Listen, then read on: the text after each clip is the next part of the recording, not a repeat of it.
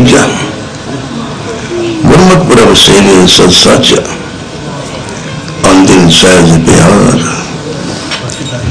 तीसरे पातशाह गुरु रविदास महाराज फरमान करें गुरमुखा का जीवन कैसा होता है? गुरमुख प्रभ सेवे सत साचा, हमेशा वो गुरु के प्रभु की सेवा च रहिंदे ने। गुरमुख सच्चे प्रभु के गुण गायन करते हैं। अंदर सहज प्यार और रात दिन उस परमेश्वर के नाल प्यार च भेजे रहते हैं। सदा आनंद गावे गुण साचे अर्ध उर्ध उर्धार। वो सदा ही आनंद अवस्था रहते हैं। उस प्रभु के गुण गाते हुए आनंद अवस्था रहते हैं। सच्चे प्रभु के गुण गायन करते हैं। अर्ध उर्ध उर्धार हमेशा उसकी आराधना करते हैं। वो आश्रित रहते हैं, वो ओर च रहते हैं और दिल में हमेशा वो बसाई रखते हैं। इसके महापंडित हुए कई नाम से इन्हों का, कश्मीर के रहने वाले। उन्होंने ने शहर तो बाहर एक अखा की कुली बनाई हुई है। पति पत्नी दोनों रहते हैं। बड़े विद्वान ने, हर वे ग्रंथों का अध्ययन करते हैं या लिखते रहते हैं, ग्रंथ लिखते हैं, प्रभु की याद जुड़े रहते हैं। और कुटिया समान तो उन्होंने बस दो चटाइयां रखी सोने वास्ते, कमंडल रखा हुआ है, पर दो चार वस्तुएं जी जिंदगी की बहुत जरूरी वही रखी ने। घर वाली मुझ की रस्सी बनाती, वो बेचते हैं, बस उन्हें भोजन कर लेंगे ने। ऐसा जीवन चलता पे। बड़े विद्वान ने और कोई समान नहीं रखा फालतू जिंदगी वास्ते। दो वस्त्र पहनने वही पाए ने। बड़ा इन्हों का चर्चा होंगे संतोषी महात्मा ने। एक बार इन्हों की चर्चा कृष्ण जाके काशी के विच हुई।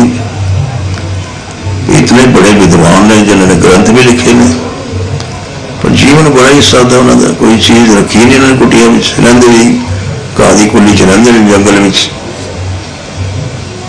बस वो घर वाली मुझ की रस्सी बनाती, बेचते हैं, भोजन कर लेते हैं। किस तो लेंदे ही कुछ नहीं, दान लेंदे नहीं किसी तो। वो देने भी आए मना कर देंगे। ऐसा संतोष भरी जीवन है। काशी के विद्वान उन्होंने दर्शन वास्ते आए। जाके देखी उन्होंने अवस्था, बड़े हैरान हुए। इतने बड़े विद्वान ने, इन्होंने ग्रंथ लिखे ने, और देखो इन्हों का जीवन कोई समान ही नहीं। कमरे कोई कुली है, कखा की कुली बनाई है, दो चटाइयां रखी सोने वास्ते, और बस एक गड़वा रखे, थाली परात रखी, तवा रखे, बस कुछ भी नहीं। जाके राजा ने मिले, कश्मीर के राजे को कह लगे देखो बहुत बड़े विद्वान ने, ग्रंथ लिखे इन्होंने, तो इन्हों सारे राज के सुख मिलना चाहिए। आप इन्हें उपजीविका का ना प्रबंध करो। घर वाले मुझ रस्सी बना के बेच दी, तो फिर उन्हें रोटी खाते हैं। कोई समान नहीं, कुली है कच्ची। राजा भी बड़ा सोच पै गया। बाकी बड़े विद्वान ने बहुत सुने उन्होंने बारे, पर डर लगता। राजा कहता कि मैं उन्होंने कोई सोलह देव, कोई नाराज ही ना हो जाए। कि संतोषी महात्मा ने, संतोषी कुछ चाहते ही नहीं किसी तो। ऐसा ना हो मेरा देश छड़ के चले जाओ। वो काशी वाले कहते नहीं नहीं महाराज, तुम्हारा राज का फर्ज है। राजा का फर्ज होंगे कि जिन्हें कोई तप तेज वाले ने, बंदे विद्वान ने, तेजस्वी तपस्वी ने, ब्राह्मण ने, उनका ध्यान रखना राजे का फर्ज है। तो उस नाते अपना फर्ज निभाना चाहिए। राजा कहता मैं तो चाहना, पर डरदा समय संतोषी महात्मा ने, राजा ने उस इलाके का पटा लिख दिता। वो काफी सारा धन लैके उन्होंने को चले गए विद्वानों के नाल। चलो फिर गए, उसे जाके मत्था टेके धन रखिया, नालों पटा लिख दिता उस इलाका सारा भी संत महात्मा के नाम से। उन्हें लिखा महात्मा ने कैट ने भी राजा सानू ये सारी जमीन दे रहा, नाले बहुत सारा धन भी लैके आया। उन्होंने वो लिया कागज पटा जन लिखे से राजा की मोहर लगी सी, वो फाड़ के सुट दिता। वो कारवाली को कह लगे भाई उठा अपना ग्रंथ उठा ले, चटाई समेट ली महात्मा ने, गड़वा अपना लेने कहते चलो राजा सानू लोभ देना चाहता जमीन का धन का, सारे इतने रहना सुरक्षित नहीं है, उठाओ चलिए। राजा ने इशारा किया, देख लो मैं क्या सी मैनू डर है। एकदम सारे चरणन देख पे काशी देव विद्वान भी राजा भी मैं माफ कर दे माफ कर दे। राजा तो सानू लोभ देना है, ऐसे संतोष न रहना चाहते तो तू लोभ देना है सन। कहते मारे लोभ नहीं, मेरा फर्ज है, मेरे देश में कोई अगर विद्वान रहा है, तपस्वी रहा है, ब्राह्मण है, उसका ध्यान रखना मेरा फर्ज है। उस नाते मैं थोड़े को आया, कोई लोभ देने नहीं आया, मैं तो अपना फर्ज अदा करना है। बाद में कहने ठीक है राजा, फिर अज तो बाद इधर आना नहीं कभी, ना कोई संदेश भेजना, ना किसी ने भेजना साढ़े को, तो असी तो रहांगे, नहीं तो असं चल जाते। राजा ने माफी मंगी, कश्मीर जो काशी देव विद्वान है वो भी माफिया मंगते हैं। ऐसा उच्चा सुच्चा जीवन है, कभी किसी तो दान लेना ही नहीं बिल्कुल, क्योंकि जो दान नहीं लेंदा वह तप, वह तेज, वह ज्ञान, वही भगती बढ़ती जाती। क्योंकि जो दान देंगे ने वो कुछ ना कुछ उनका हिस्सा ले लेंगे ने तपस्या का। जो महात्मा लोग तपस्या साधना करते हैं, जो गृहस्थी उन्होंने सेवा करते हैं, उन्होंने कुछ तप ले लेंगे ने, फिर तो जो दान लेंदा ही नहीं वह तप सारा उसको लेंदा। कहते वो तप और तेज ज्ञान भगती की वृद्धि हो जाती उन्होंने, जो किसी का दान लेंदे ही नहीं, आप किरत कमाई करके आप ही खाते हैं। तो इस करके महाराज प्रमाण करते हैं, ऐसे तप तेज वाले जोड़े भगती के पुंज ने, गुरमुख प्रभु सेवे सद साचा, अंदर सहज प्यार, प्यार के नाल सहज अवस्था के गुरमुख जोड़े ने प्रभु की आराधना करते हैं, उस सच्चे की उपमा करते हैं और रात दिन लगे रहते हैं।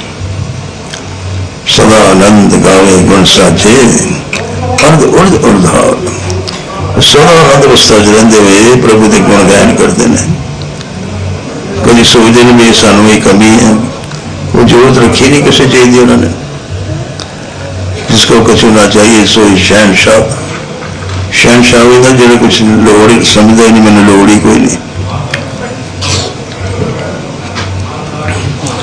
अंतर प्रीतम बसिया तुर कर्म लिखिया करतार, हृदय अंदर प्रीतम परमात्मा बस गया था, पर कृपा हुई तुर कर्म लिखिया करतार। पिछले जन्मां के संस्कार सन, कर्म सन, भगती दे, सेवा दे, सिमरन दे, उसके मुताबिक करतार ने उन्होंने मस्तक से लिख दिता, संसार जाके मैंने सेवा सिमरन ही करना है। तो कर्म लिखिया करतार, करतार अकाल पुरख तुरों कर्म लिख के भेजता है जीव दे, वो कर्मां के मुताबिक उसका जीवन चलता है। तो कई जन्मां के भगत होंगे जो हमेशा भगती च लगे रहते, हृदय च उन्होंने भगती वसी रही, प्रीतम वसिया रहा। नानक आप मिलायन आपकी कृपा धार, वो कृपा करके परमेश्वर अपने नाल उन्होंने मिला लेंदा भगतां नूं, क्योंकि वो भगती के हमेशा वो रहिंदे ने। भला तीजा कहिए कथिए ना पाइए, अंतिम रहे सदा गुण गाए।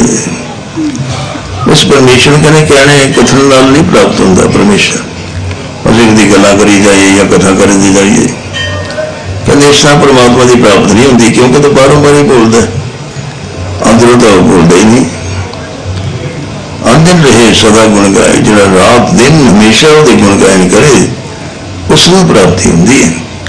कहने कमाने वाले प्राप्ति नहीं होती, वो तो गल्लां ही करते हैं। लेकिन जो रात दिन वो आराधना च लगे रहते हैं, दिलों मनो होके प्रेम नाल याद करते हैं, उन्होंने परमात्मा की प्राप्ति होती है। मेरे कर्म किन्हें ना पाए भौंक मुए बिल लाए, कर्म तो बिना शुभ कर्म नहीं किए जब तक किने ना पाए कोई नहीं प्राप्त कर सकता। भौंक मुए बिल लाए, कुत्तियां वर्गे भौंकते भौंकते तड़पते मर जाते ने, प्राप्त नहीं कर सकते कि कर्मा तो बिना मिलते भी। शुभ कर्म जब तक ना करन तो परमात्मा की प्राप्ति होती नहीं। इस करके 10वें पातशाह कहते देश सेवा बर मोहे शुभ कर्म ते कमो ना डरो। 12 महीने ऐसा वरदान दो, मैं शुभ कर्म हमेशा करा, कभी पासे हटा ही ना। तीसरे 10वें महाराज तीसरे पातशाह बिन कर्मे किने ना पायो, जब तक शुभ कर्म नहीं किए, सेवा नहीं की, सिमरन नहीं किया, दान पुण्य नहीं किया, कहते भौंक मोए बिल लाए, कुत्तियां वर्गे भौंकते भौंकते बिल लाते तड़पते ही मर जाते हैं, नहीं प्राप्ति होती कुछ भी। मुड़ के शब्द मन तन पिछे आप बसे मन आए। ये गुरु द्वारा दिते शब्द मन उन्होंने भेज जाता है, प्रेम नाल याद करते हैं, विराग अवस्था आ जाती है, उन्होंने परमात्मा की तड़प हो जाती है, दर्शनों की इच्छा हो जाती है। मुड़ के शब्द मन तन भेजे, मन और तन भेजे जाता जो आप बसे मन आए, फिर परमेश्वर आप उन्होंने हृदय जाके बस जाता है, क्योंकि तड़प हो जाती है, मिलन की इच्छा हो जाती है, मन भेज जाता है। नानक नदरी पाइए आप ले मिलाए, मारे प्रमाण करते हैं नानक नदरी पाइए, जे उनकी कदर कृपा की नजर हो जाए तो उनकी प्राप्ति होती है। आप ले मिलाए, फिर आप वो परमेश्वर आके उन्होंने अपने नाल मिला लेंदा। पौड़ी आपे वेद पुराण सब शास्त्र, आपे कथे आप हीजे, कि परमेश्वर ही सारे बसया होया है। इस करके आपे वेद पुराण, आपे परमेश्वर वेद है, आपे पुराण है, 4 वेद ने, 6 शास्त्र ने, 18 पुराण ने, 27 स्मृतियां ने, कहते वो सारे आप ही परमेश्वर। आपे वेद पुराण सब शास्त्र, आप कथे आप भेजे, आप ही परमेश्वर बोलता है, आप ही प्रेम नाल सुन के भेज जाता है, क्योंकि सारे ही परमेश्वर है। तो वो कहते सारा कुछ आप ही करता पे, आप ही वह पूजे करता, आप प्रपंच करीजे, आप ही बह के पूजा करता है परमेश्वर। आप ही प्रपंच रहा है, सारा संसार प्रपंच बना के रखा हुआ है, आप ही बह की पूजा करता है।